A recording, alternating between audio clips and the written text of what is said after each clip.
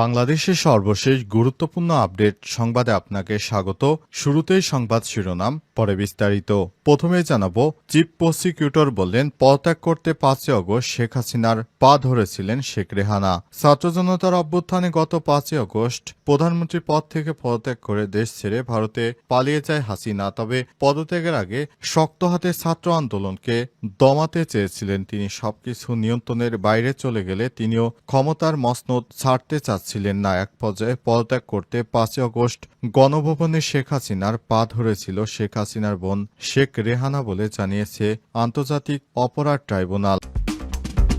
জানাবো, ইসরায়েলে ফের ক্ষেপণাস্ত্র হামলা, বেন গুরিয়নের ফ্লাইট স্থগিত। ইসরায়েল অধিকৃত ভূখণ্ডে ইয়েমেন থেকে আবারও একটি ব্যালিস্টিক ক্ষেপণাস্ত্র হামলা চালানো হয়েছে। তবে সেটি প্রতিহত করতে পারেনি দখলদার বাহিনী। সেটি দখলদার ইসরায়েলের বেন গুরিয়ন আন্তর্জাতিক বিমানবন্দরে সফলভাবে আঘাত হানে। তবে ইসরায়েলের পক্ষ থেকে সেটি প্রতিহতর দাবি করা হয়েছে।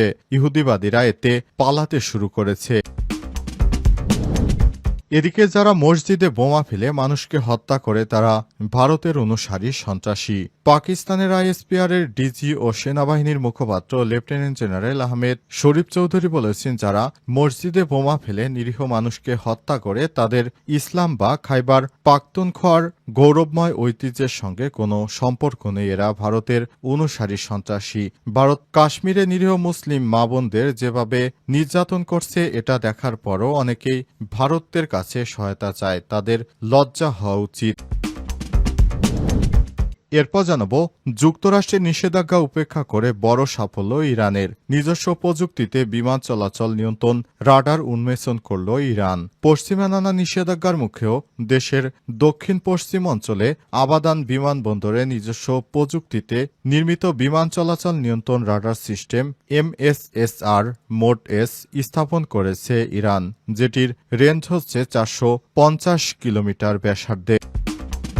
জানাবো, পাকিস্তানকে ব্যর্থ রাষ্ট্র বলে ওআইসির পাল্টা হুঁশিয়ারি। পাকিস্তানকে এবার ব্যর্থ রাষ্ট্র বলে মন্তব্য করেছেন ভারতের অল ইন্ডিয়া মজলিসি ইত্তেহাদুল মুসলিমিন AIMIM বা ওয়াইমিম দলের প্রধান ও হায়দ্রাবাদের এমপি আসাদুদ্দিন ওয়াইসি।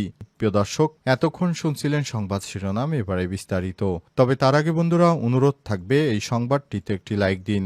এই চ্যানেলে আপনি নতুন হয়ে থাকলে আমাদের সংবাদটি দেখতে দেখতে চ্যানেলটি সাবস্ক্রাইব করে রাখুন। কমেন্ট করে বন্ধুরা আপনার মূল্যবান মতামত জানিয়ে দিন আপনি বিশ্বের কোন দেশ থেকে বা বাংলাদেশের কোন স্থান থেকে আমাদের সংবাদটি দেখছেন এবং শুনছেন। আর বন্ধুরা, এই সংবাদটি আপনার সোশ্যাল মিডিয়া ফেসবুকে শেয়ার করে বন্ধুদের দেখার সুযোগ করে দিন। এবারে বিস্তারিত। ইসরায়েলে ফের ক্ষেপণাস্ত্র হামলা, বেন গুরিয়ন ফ্লাইটে সব ফ্লাইট চলাচল স্থগিত। ইসরায়েলের অধিকৃত ভূখণ্ডে ইয়েমেন থেকে আবারও ব্যালিস্টিক ক্ষেপণাস্ত্র দিয়ে হামলা চালিয়েছে হুতি যোদ্ধারা। এতে দখলদার ইসরায়েলের প্রধান আন্তর্জাতিক বিমানবন্দর বেন গুরিয়ন বিমানবন্দরে বিমান চলাচল বন্ধ হয়ে গেছে। আজ ইসরায়েলি সংবাদ মাধ্যমের বরাত দিয়ে লেবাননের সংবাদ মাধ্যম আল মায়াদিন এই তথ্য নিশ্চিত করেছে। প্রতিবেদনে বলা হয়েছে, ক্ষেপণাস্ত্রটি তেল আবিবের গুরুত্বপূর্ণ বেন গুরিয়ন আন্তর্জাতিক বিমানবন্দর বা এর আশপাশ এলাকাকে লক্ষ্য করে ছোড়া হয়েছিল।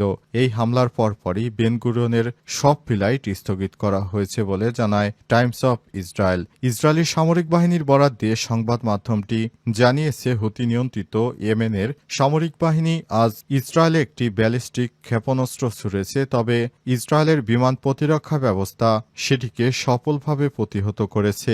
সম্প্রতি ইয়েমেনে এই ধরনের হামলায় প্রায় নিত্যদিনের ঘটনা হয়ে দাঁড়িয়েছে বলে উল্লেখ করেছে টাইমস অফ ইসরায়েল। প্রতিবেদনে বলা হয়েছে, জেরুজালেম এলাকা, দক্ষিণ পশ্চিম তীরের জনবসতি এবং ডেড সি এর কাছাকাছি ইহুদি বসতিগুলোতে সাইরেন বেজে ওঠে। সাইরেন বাজানোর প্রায় 5 মিনিট আগে বাসিন্দাদের উদ্দেশ্যে একটি প্রাথমিক সতর্কতা জারি করা হয়। ব্যক্তিগত ফোনে একটি পুশ নোটিফিকেশনের মাধ্যমে দূরপাল্লার ক্ষেপণাস্ত্র হামলার বিষয়ে বেসামরিক নাগরিকদের সতর্ক করা হয়। তবে তাৎক্ষণিকভাবে কোনো হতাহত বা ক্ষয়ক্ষতির খবর পাওয়া যায়নি। ক্ষেপণাস্ত্রের একটি অংশ পশ্চিম তীরের দক্ষিণ হেব্রনের পাহাড়ি এলাকায় পড়ে থাকার খবর পাওয়া গেছে।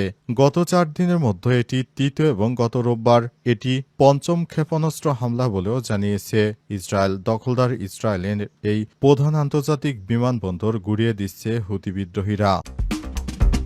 নিজস্ব প্রযুক্তিতে বিমান চলাচল নিয়ন্ত্রণ রাডার উন্মোচন করল ইরান।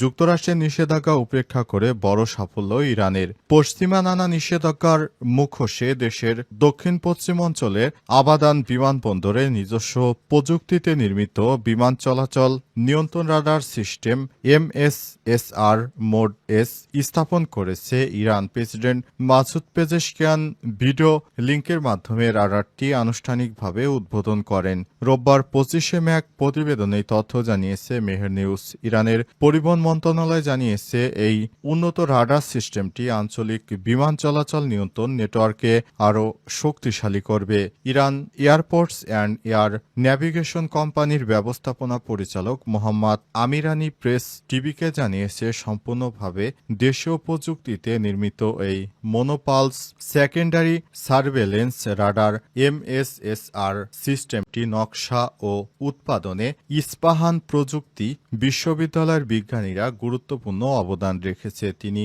আরও বলেছেন এই রাডার সিস্টেমটি দেশের অভ্যন্তরীণ ও আন্তর্জাতিক বিমান চলাচল 450 কিলোমিটারের ব্যাসার্ধের মধ্যে নজরদারি করতে পারে। এই প্রকল্পে সরকারের প্রায় 6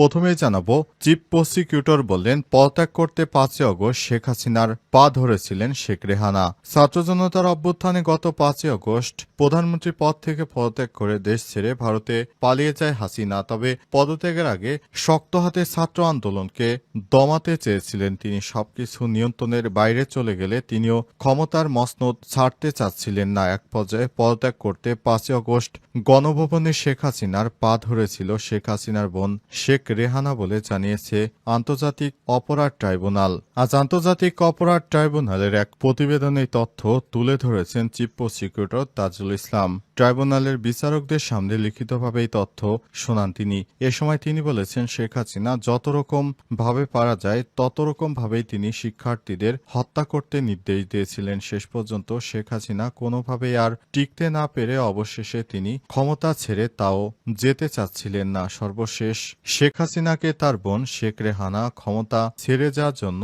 পা ধরে ঝুলেছিল। এরপর শেখ হাসিনা পদত্যাগ করে দেশ ছেড়ে পালিয়ে যেতে বাধ্য হয়। শেখ হাসিনা একজন খুনি নরপিশাচ মহিলা। তিনি চেয়েছিলেন যে বাংলাদেশে ছাত্র জনতাকে হত্যা করে তিনি তার রক্তপিপাসু যে শাসন ব্যবস্থা সেটি অব্যাহত রাখবে। কিন্তু আল্লাহর অশেষ রহমতে এই খুনি ফ্যাসিস্ট স্বৈরাচার শেখ হাসিনার পতন হয়েছে আর জয়ী হয়েছে ছাত্র জনতা। আজ ছাত্র জনতা যদি জয়ী না হতে পারত তাহলে শেখ হাসিনা এতদিন বাংলাদেশের অর্ধেকের বেশি মানুষকে হয়তো গুপ্ত হত্যা করত। কারণ তার একটাই উদ্দেশ্য দেশটাকে ভারতের হাতে তুলে দেয়া।